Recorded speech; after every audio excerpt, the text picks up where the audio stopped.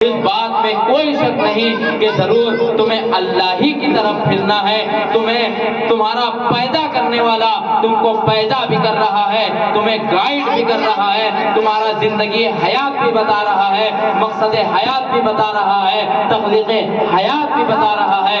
اللہ فرماتا ہے ہم نے تم کو ایسے ہی نہیں پیدا فرمایا، تمہیں پیدا فرمانے کا مقصد یہ تھا وما خلقت الجن والانس الا لیعبدون، ہم نے تم کو پیدا کیا، پیدا کرنے کا مقصد یہ تھا کہ تم صرف ہماری عبادت کرو اور کوئی کام نہ کرو، صرف اللہ کی بارگاہ میں جھکتے رہو، سر پر سجود ہوتے رہو، نیاز مندی کے ساتھ اللہ کی بارگاہ میں اپنی پیشانیوں کو جھکاتے رہو، یہ تمہارا مقصد حیات تھا۔ تمہارا مقصد حیات یہ نہیں تھا کہ تم پیدا ہو، پیدا ہونے کے بعد بڑے ہو جاؤ، بڑے ہونے کے بعد تم گھومو پھرو کھاؤ پیو اور مر جاؤ، مرنے کے بعد تمہیں ایسے ہی نہیں چھوڑ دیا جائے گا، تمہیں ذرے ذرے کا حساب دینا ہے۔ اللہ فرماتا ہے فَمَن يَعْمَلْ مِثْقَالَ ذَرَّةٍ خَيْرًا يَرَهُ وَمَن يَعْمَلْ مِثْقَالَ ذَرَّةٍ شَرًّا يَرَهُ، فرماتا ہے جب تم میری بارگاہ میں کھڑے ہوگے، تمہیں میری بارگاہ میں کھڑا کیا جائے گا، کس لیے کھڑا کیا جائے گا؟ تمہیں ذرے ذرے کا تم سے حساب لیا جائے گا۔ تم نے اگر ذرہ برابر کوئی نیکی کی ہوگی تو اس کا بھی بدلہ دیا جائے گا، اور تم نے اگر ذرہ برابر شر کیا ہوگا، برائی کی ہوگی، تمہیں اس کا عذاب اور اس کی سزا دی جائے گی۔ مصنفین، مورخین اور اللہ کے نیک بندے ذرے کی تفسیر فرماتے ہیں کہ ذرہ آپ کس چیز کو کہو گے؟ فرماتے ہیں آپ اگر دیکھیں صوفیہ فرماتے ہیں ذرے کی مثال آپ اس چیز سے لیجئے، ہمارے گھر میں روشن دان ہوتا ہے، روشن دان جس سے ہم اپنے گھر کو بناتے ہیں کہ گھر میں جب دن ہو تو سورج کی کرنیں پڑے اور گھر میں اجالا ہو۔ صوفیہ فرماتے ہیں اس روشن دان سے جو روشنی آتی ہے، روشنی میں آپ غور کریں گے گرد و غبار اڑا کرتے ہیں۔ صوفیہ فرماتے ہیں ذرہ اس چیز کو کہا جاتا ہے جو ختم نہ ہو، باریک سے باریک چیز کو ذرہ کہا گیا۔ اللہ فرماتا ہے اگر تم نے ذرہ برابر بھی نیکی کی ہوگی تو تمہیں اس کا بدلہ دیا جائے گا، اور ذرہ برابر تم نے شر کیا ہوگا تو اس کا تم سے حساب لیا جائے گا۔ اللہ ہمیں سمجھنا چاہیے اس بات کو، ہمیں سمجھنے کی توفیق عطا فرمائے کہ آپ اگر دیکھیں نیکی آپ کس چیز کے بھی کریں، کسی کے ساتھ اس نے اخلاق سے پیش آئیں، اللہ کی بارگاہ میں سر سجود ہوں، اس کا بھی بدلہ دیا جائے گا۔ لیکن اگر آپ کسی کے ساتھ زیادتی کریں، کسی کے ساتھ ظلم کریں، کسی کی برائی کریں، غیبت کریں، حسد کریں، گالی دیں، کسی کے مال کو ہڑپ کریں، جائیداد کو ہڑپ کریں، زمین پہ ناجائز قبضے کریں، آپ کو اس کا بھی حساب دینا ہے۔ اللہ کے حبیب علیہ السلام فرماتے ہیں آپ دیکھیں حلال کمائی کی برکتیں دیکھیں، اللہ کے حبیب علیہ السلام ارشاد فرما رہے ہیں، اللہ کے حبیب علیہ السلام فرماتے ہیں اے میرے صحابہ، ایک شخص ہے خانہ کعبہ میں کھڑا ہے، اللہ کے گھر میں کھڑا ہے، اللہ کے گھر میں کھڑا ہی نہیں ہے، اللہ کے گھر کا غلاف بھی اپنے ہاتھ میں پکڑ کر اللہ کی بارگاہ میں گڑ گڑا کر دعا کر رہا ہے، لیکن مالک اس کی دعاؤں کو قبول نہیں فرما رہا ہے۔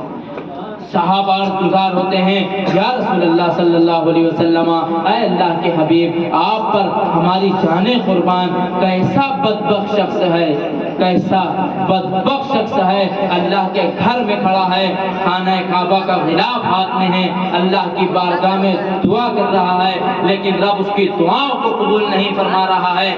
سرکار فرماتے ہیں اے میرے صحابہ بتاؤ اللہ اس کی دعاؤں کو کیسے قبول فرمائے جس کے بدن میں، جس کے پیٹ میں حرام کا لقمہ ہو۔ آپ سمجھیں اس بات کو، اللہ کے گھر میں ہے، رزق حلال بڑی نعمت ہے اللہ کی۔ آپ دیکھیں رزق حرام کی اتنی نحوست ہے، آپ دیکھیں لوگوں کے پاس پیسے ہیں، جائیداد ہے، مال ہے، لیکن اگر آپ دیکھیں ان کا سکون نہیں ہے، اطمینان نہیں ہے۔ میں نے ایسے لوگوں کو اپنی زندگی میں دیکھا ہے کہ روپیے پر سو رہے ہیں لیکن کہتے ہیں حضرت سکون کی نیند بنا دوائی کے نہیں۔ ہم ڈپریشن کے مریض ہیں، ٹینشن کے مریض ہیں۔ وجہ کیا ہے؟ ان کے پاس مال ہے، اسباب ہے، دولت ہے، دنیا کی جائیداد ہے، لیکن ان کے پاس برکتیں اور رزق حلال نہیں ہے۔ ان کے پاس حرام کے مال کی آمیزش ہے، رزق حلال، پیور رزق حلال، خالص دیسی، اگر آپ اپنی زبان میں کہیں دیسی رزق حلال نہیں ہے، ان کے پاس ملاوٹی مال ہے۔ تو کیسے ان کے پاس سکون ہو، اطمینان ہو، کیسے اطمینان ان کو حاصل ہو؟ رزق حلال کی برکتیں ہیں۔ آپ اپنی زندگی کو دیکھیں، آپ اپنے روز مرہ کو دیکھیں۔ آپ اللہ فرماتا ہے ہم نے تم کو پیدا کیا اپنی عبادت کے لیے۔ اللہ کی عبادت کس طرح ہوگی؟ اب یہ تو نہیں ہو سکتا نا کہ آپ انسان 24 گھنٹہ اپنے پورا وقت مسجد میں گزارے، اللہ کی بارگاہ میں رہے۔ نہیں، اللہ نے اس کا سسٹم بنایا، اس کا سسٹم بنایا، قاعدہ قانون بنایا، آپ کو زندگی گزارنے کا طریقہ بتایا، آپ کو آپ کا آئیڈیل بتایا، آپ کو آپ کا رہنما بتایا۔ اللہ خود فرماتا ہے لقد کان لکم فی رسول اللہ اسوۃ حسنہ، اللہ کے حبیب علیہ الصلوۃ والتسلیم کی زندگی تمہارے لیے نمونہ حیات ہے، آئیڈیل ہے، پریکٹیکل ہے۔ آپ جس موڑ پہ دیکھیں، جس مقام پہ دیکھیں، جس مرتبے میں دیکھیں، اللہ کے حبیب علیہ الصلوۃ والتسلیم کی زندگی آپ کو آپ کی رہنمائی کرتے ہوئے نظر آئے گی۔ اللہ فرماتا ہے اگر تم اپنی زندگی کو میرے حبیب علیہ الصلوۃ والتسلیم کی زندگی کے مطابق گزارو گے تو تمہاری پوری زندگی میری عبادت کی طرح گزرے گی۔ یہ مقصد حیات تھا، اس طرح کا مقصد حیات ہے، یہ زندگی ہے کہ آپ اپنا آئیڈیل اللہ کے حبیب علیہ الصلوۃ والتسلیم کی زندگی کو بنائیں۔ آپ جس طرح دیکھیں، جس مقام پہ دیکھیں، جس مرتبے پہ دیکھیں، آپ اگر غریب ہے تو اللہ کے حبیب علیہ السلام کی زندگی آپ کے لیے نمونہ حیات ہے۔ آپ گفتار میں دیکھیں، تکلم میں دیکھیں، سمجھانے کے طریقے میں دیکھیں۔ بڑی مشہور حدیث ہے، اللہ کے حبیب علیہ الصلوۃ والتسلیم کی بارگاہ میں ایک نوجوان آیا اور عرض گزار ہوا یا رسول اللہ صلی اللہ علیہ وسلم، میں آپ سے زنا کی اجازت چاہتا ہوں۔ دیکھیں اللہ کے حبیب علیہ السلام کی بارگاہ میں بات ہو رہی ہے، دروازہ رسول پہ بات ہو رہی ہے کہ یا رسول اللہ صلی اللہ علیہ وسلم، میں آپ سے زنا کی اجازت چاہتا ہوں۔ سب سے بڑا گناہ ہے جس کی معافی کبھی نہیں۔ سیدنا فاروق اعظم حاضر تھے، بڑے جلال میں آئے، کہا تم کو شرم نہیں آتی؟ تم اللہ کے رسول صلی اللہ علیہ وسلم کے سامنے زنا کی اجازت چاہتے ہو؟ حضرت اللہ کے حبیب علیہ السلام نے فرمایا عمر بیٹھ جاؤ۔ آپ نے اس نوجوان سے ارشاد فرمایا اے نوجوان، اے شخص، یہ بتاؤ میں تم کو زنا کی اجازت دے دوں، لیکن مجھ کو یہ بات بتاؤ تم جس کے ساتھ زنا کرو گے کیا وہ کسی کی بہن نہیں ہوگی؟